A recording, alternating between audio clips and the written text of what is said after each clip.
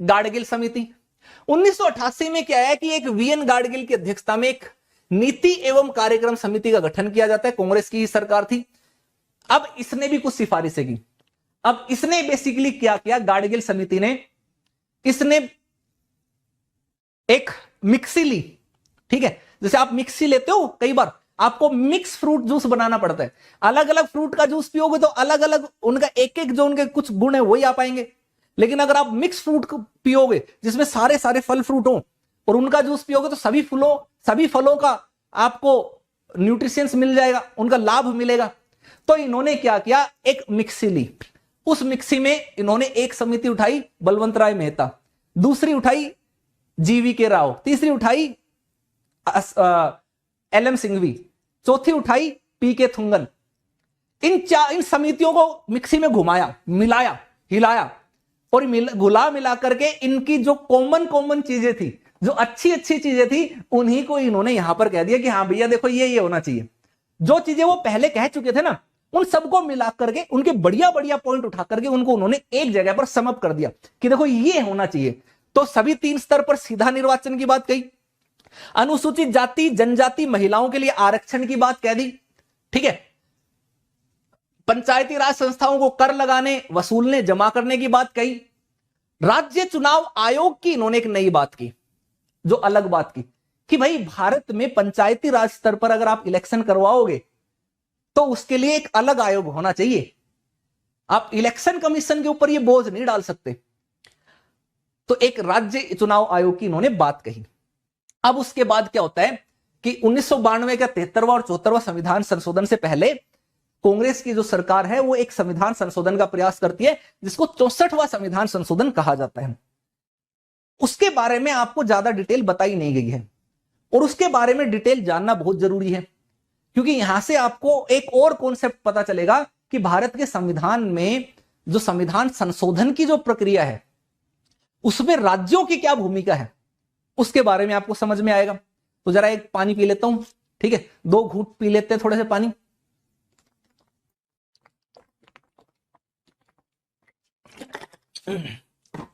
चलिए आगे बढ़ते हैं।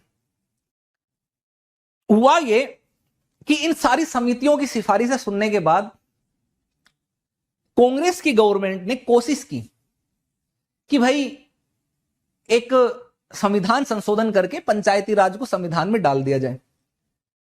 अब उस संविधान संशोधन का 64वें संविधान संशोधन का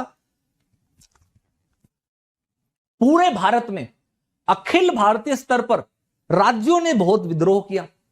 इवन वो संविधान संशोधन लोकसभा से पास भी हो गया था, ठीक है, लेकिन राज्यसभा ने जो है उसको रिजेक्ट कर दिया। और आपको संविधान संशोधन की प्रक्रिया पता है कि आप कैसे करेंगे, आर्टिकल 368 के अनुसार संविधान संशोधन करेंगे तो क्या करेंगे, लोकसभा और राज्यसभा इन दोनों की विशेष बहुमत 2/3 मेजोरिटी आपको चाहिए ही चाहिए। दोनों में से एक ने भी मना किया तो संविधान संशोधन नहीं होगा। एक दूसरा प्रावधान है जिसमें लोकसभा, राज्यसभा और विधानसभाएं जो हैं उनका आपको चाहिए ये 2/3 मेजोरिटी, और विधानसभा 50%, विधानसभा नहीं विधानमंडल, स्टेट राज्यों के विधानमंडल 50% राज्यों की सहमति चाहिए। अब राज्यसभा में किसका बहुमत होता है, राज्यसभा किसका प्रतिनिधित्व करती है, राज्यसभा राज्यों का रिप्रेजेंटेशन करती है, स्टेट्स का रिप्रेजेंटेशन करती है। उन्होंने विरोध कर दिया, विद्रोह कर दिया, उन्होंने लागू इसको संविधान संशोधन को आने ही नहीं दिया। अब आप कहोगे कि सर ये तो इतनी अच्छी चीज थी, पंचायती राज, लोकतांत्रिक विकेंद्रीकरण, come on boys, come on do it, कर देना चाहिए था। अच्छा इस तरीके की आते ना, यार ये तो इतना अच्छा था, इसका विरोध क्यों? इसके पीछे का रीजन था, इसके पीछे का रीजन था शक्तियों का बंटवारा। शक्तियों का बंटवारे का क्या था इसको समझाता हूं, बड़े ध्यान से समझना, आपको शायद कहीं पर भी कोई नहीं बताएगा। शक्तियों का बंटवारा की क्या है, भारत में एक सूची है जिसको, एक अनुसूची है जिसको हम बोलते हैं 7वीं अनुसूची, नाम सुना ही होगा आपने, 7वीं अनुसूची। इसमें 3 सूचियां हैं, एक जिसको हम बोलते हैं संघ सूची, दूसरा जिसको हम बोलते हैं राज्य सूची, तीसरा जिसको हम बोलते हैं समवर्ती सूची। समवर्ती सूची, इन तीनों सूचियों में यह बताया गया है कि कौन कौन काम कर सकता है। संघ के ऊपर आप देखोगे केवल संसद कार्य कर सकता है, राज्य के ऊपर जो राज्य विधानमंडल है वो काम कर सकता है, लेकिन 5 अपवाद ऐसे हैं जिसमें संसद भी काम कर सकता है। 5 एक्सेप्शंस में कौन कौन से अपवाद हैं वो यहां पर चर्चा करने की जरूरत नहीं, लेकिन फिर भी मैं बता देता हूं। अंतरराष्ट्रीय संधि समझौते को लागू कराना हो, ठीक है, राष्ट्रीय आपातकाल लागू हो, राष्ट्रपति शासन लागू हो, 2 या 2 से अधिक राज्य संसद से किसी राज्य सूची के विषय पर कानून बनाने का आग्रह करें, और अंतिम, यदि राज्यसभा राष्ट्रहित में, नेशनल इंटरेस्ट में संसद को राज्य सूची के ऊपर कानून बनाने की शक्ति दे दे, अधिकृत कर दे। ये 5 ऐसे एक्सेप्शन है, अपवाद हैं, जिसमें संसद राज्य सूची के ऊपर भी कानून बना सकती है बिना संविधान में संशोधन करे। तो यहां पर भी देखोगे तो संसद के, राज्य के पास उनके विषयों में कटौती होगी। सारे महत्वपूर्ण विषय संघ सूची में, राज्य सूची में जो विषय वो महत्वपूर्ण है, लेकिन उतने नहीं है जितने पावरफुल संघ के पास है, और इनके ऊपर भी संसद के पास अधिकार है कुछ मामलों में कानून बनाने का। और 42वें संविधान संशोधन के माध्यम से राज्य सूची के कई सारे इंपॉर्टेंट महत्वपूर्ण विषयों को समवर्ती सूची में डाल दिया गया था। समवर्ती सूची में संसद और राज्य दोनों कानून बना सकते हैं, लेकिन अगर संसद ने कानून बना दिया तो वो प्रायोरिटी पर रहेगा, राज्य का कानून नहीं माना जाएगा। ठीक है, तो ये राज्य बोले कि भाई एक तो पहले ही संविधान के अंदर शक्तियों का वितरण इस तरीके से है कि केंद्र भारत में बहुत अधिक मजबूत है, हमारे पास ऑलरेडी शक्तियां नहीं है, बहुत कम शक्तियां हैं। अब ऐसे में जो ये आप पंचायती राज की बात कर रहे हो, ये जो स्थानीय शासन की बात कर रहे हो, इसके लिए जो विषय दे रहे हैं कि किन किन विषयों के ऊपर पंचायती राज काम करेगा, शक्तियां रहेंगी, कौन कौन सी शक्तियां रहेंगी, बताना पड़ेगा ना कि किस किस विषय पर। जैसे संघ सूची, राज्य सूची में बता रखा है कि संघ किस पे कानून बना सकते हैं, कहां तक उसकी पावर है। तो पंचायती राज के लिए भी एक सूची बनाई जा रही थी कि कितने विषयों के ऊपर काम कर सकती है, और वो सारे के सारे विषय कहां पे थे, वो सारे के सारे विषय थे राज्य सूची से। यानी कि स्टेट लिस्ट के जितने भी सब्जेक्ट थे उनको तोड़ तोड़ करके, टुकड़ों टुकड़ों में उनकी सब कैटेगरी बना बना करके पंचायती राज में शहरी और ग्रामीण शासन की जो संस्थाएं जो बता रहे ना, तो उनके लिए उसमें डाल दिए गए।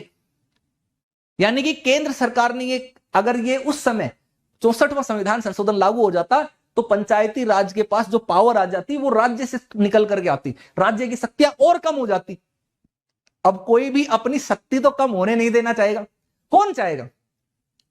आपसे अगर कोई बंटवारे की बात करे, आप बंटवारा करने देंगे? और वो भी जिससे आपको बहुत बहुत अभिन्न प्रेम हो। जैसे राज्य में संस्थाओं, सरकार का सबसे अभिन्न प्रेम, सबसे बड़ा प्रेम क्या है?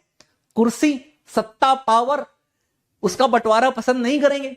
ऐसे ही अगर आप किसी से भी, जो आपकी सबसे प्रिय चीज है या प्रिय इंसान है, उसके बंटवारे की बात करें कि चलो यार मेरे को भी ले लो, मैं भी प्रेम कर लेता हूं या प्रेम कर लेता, आप करोगे? नहीं करोगे ना, बंटवारा पसंद नहीं करोगे, अपनी पावर छीनते हुए नहीं देख सकते। तो राज्यों के सामने यही स्थिति थी। राज्यों ने इसीलिए विरोध किया कि भाई हम क्यों दे सकती, पंचायती राज बना रहे हो अच्छी बात है, लेकिन तुम अपनी संघ सूची से क्यों निकाल दे देते? राज्यों के पास तो ऑलरेडी सब्जेक्ट नहीं है, ऑलरेडी बहुत कम शक्तियां हैं, उनमें से भी तुम सारी इन्हीं को दे दोगे, तो फिर राज्य किस लिए? ये बात हुआ, और ये बात भी दमदार थी।